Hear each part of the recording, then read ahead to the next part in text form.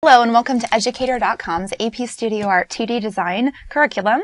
Today we're going to be looking at photo documentary project. Super fun. So let's get right into it. All right, so before we can even really start, we need to know what a photo documentary is. So I have a couple of bullets for you. First off, who are you in this world, in your city, your school, your home? What is your point of view and what do you care about? So photo documentaries tend to be stories that really matter to us as photographers.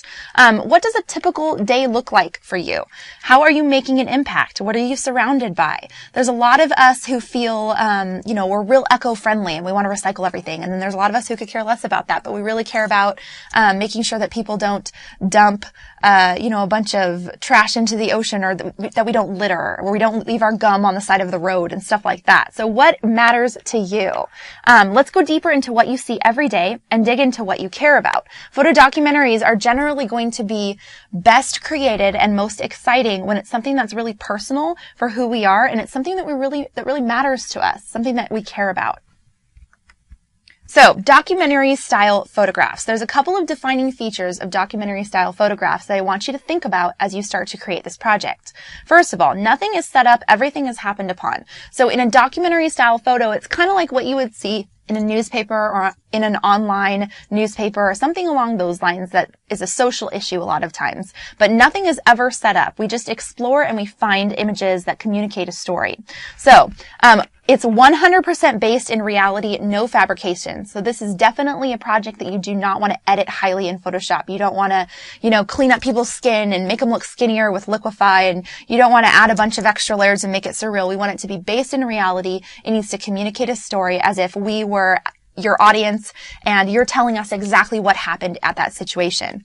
Okay, generally, it communicates a belief, a viewpoint, or a stance. So if you are for something or you're against something or you feel very passionately about a particular social issue or a cause, then this is a great time for you. If you volunteer somewhere or you, spend your time doing something that really, really matters, then this is a great option. Use that as your inspiration for this project. So it communicates a stance. It always tells a story, it documents an event, or it communicates an idea. So sometimes it's lots of pictures that have to tell the story. Sometimes it's a single photograph. It just depends on your situation, but it tells a story, right? It's something, usually they're in black and white. Usually they're real editorial looking, right? They look like something that could be in a newspaper. That's the idea. So they tell a story visually.